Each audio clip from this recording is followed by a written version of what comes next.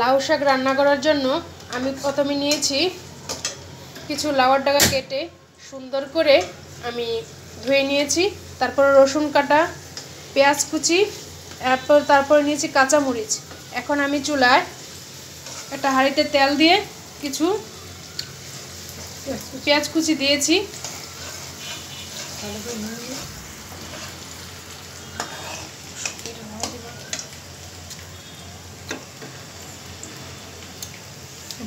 তারপরে দিলাম রসুন কুচি,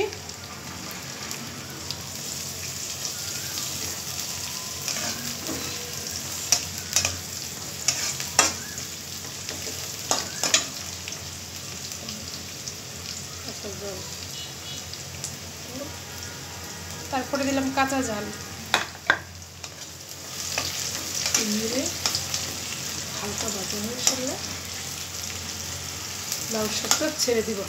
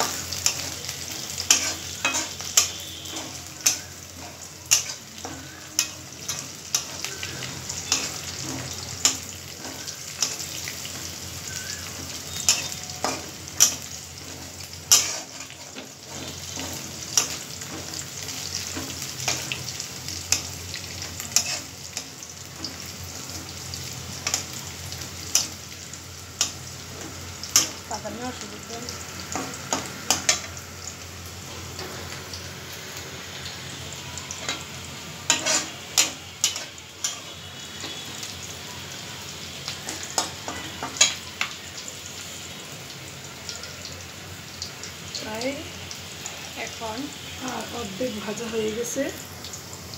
অর্ধেক ভাজা হওয়ার পরে পুরোপুরি বেঁচে গেলে এটা একরকম, আর অর্ধেক ভাজা হওয়ার পরে দিলে এটা স্বাদ লাগে ভালো। বেশি ভাজা হলে ওটা স্বাদ নষ্ট হয়ে যায়, স্বাদের পরিমাণটা কম।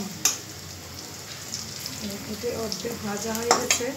এখন আমি শাকটা পরিমাণ মতো দিয়ে দিলাম।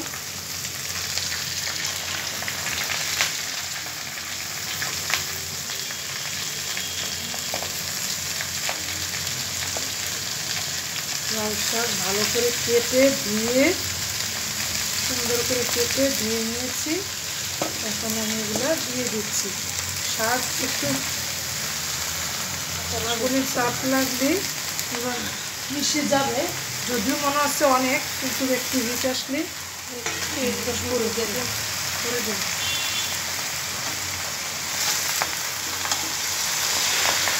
উল্টিয়ে দিই,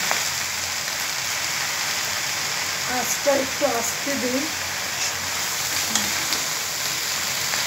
এখন পরিমাণ মতো সামান্য লবণ দিয়ে দিই। একটু কাঁচা জল দিয়েছি, এখন একটু লবণ দিব। শাকে বেশি কিছু প্রয়োজন হয় না।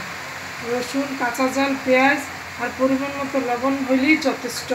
তারপরেও অনেককে সুস্বাদু বাড়ানোর জন্য অনেক কিছু ব্যবহার করে, কিন্তু আমি জাস্ট সিম্পল, যেটাতে অল্পতে সবাই খেতে পারে, সবার ঘরেই থাকে, তো বেশি কিছু প্রয়োজন নাই। এখন আমি একটু ঢেকে দিব, তাহলে শাকটা একদম মিশে যাবে দ্রুত। অনেকে শাক ঢাকে না, কিন্তু আমি আবার একটু ঢেকে দিই, কারণ ঢাকলে দ্রুত মিশে যাবে। তারপরে আর পরবর্তীতে ঢাকার আর প্রয়োজন হয় না।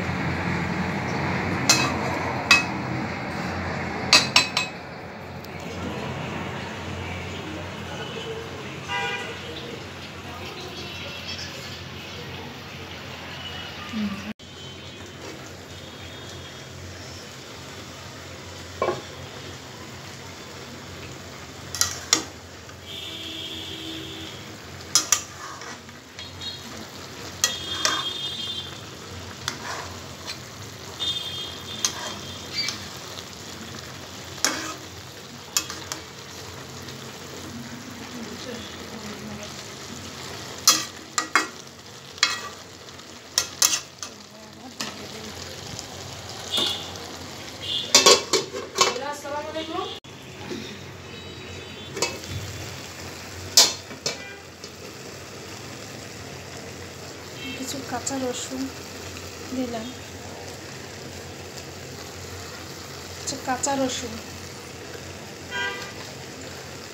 কাঁচা রসুন দিলে টেস্ট বাড়ে, এবং রসুনের গুণগত মান তো জানেনি।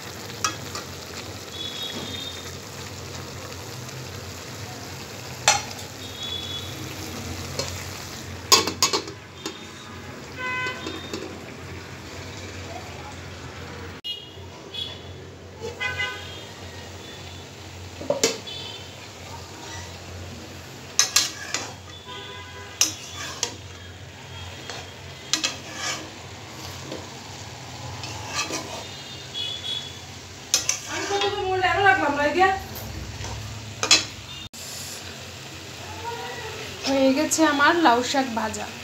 উপরে যে রসুনগুলো দিয়েছিলাম সেগুলো সিদ্ধ হয়ে গেছে। আমি একটু রসুন বেশি খাই, যাদের কোমরে ব্যথা, কোমর হাড় ক্ষয়, তাদের জন্য খুবই উপকারী এই রসুন। অনেকে রসুনের হালুয়া করে খায়। যদি কেউ তরকারির সাথে কিংবা শাকের সাথে, সবজির সাথে পরিমাণ মতো বেশি রসুন খায়, তবে তার এই সমস্যাগুলো থাকে না। তো হালুয়া খাওয়ার চেয়ে আমি তরকারিতে, শাকে, সবজিতে বেশি করে রসুন কেটে দিয়ে আমি খাই, যেন আমার এই সমস্যাগুলো না হয়। হয়ে গেল আমার শাক ভাজি।